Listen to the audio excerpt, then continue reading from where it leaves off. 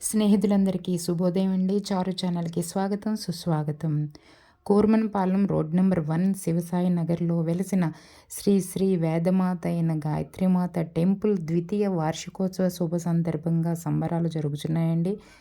వినాయకుడు, గాయత్రీమాత, సుబ్రహ్మణ్య స్వామి వెలిసిన ఆ గుడి ద్వితీయ వార్షికోత్సవ సంబరాలు మీరు కూడా చూసి, తరించి, దండం పెట్టుకుని ఆశీస్సులు పొందాలని ఈ వీడియో అప్లోడ్ చేశానండి.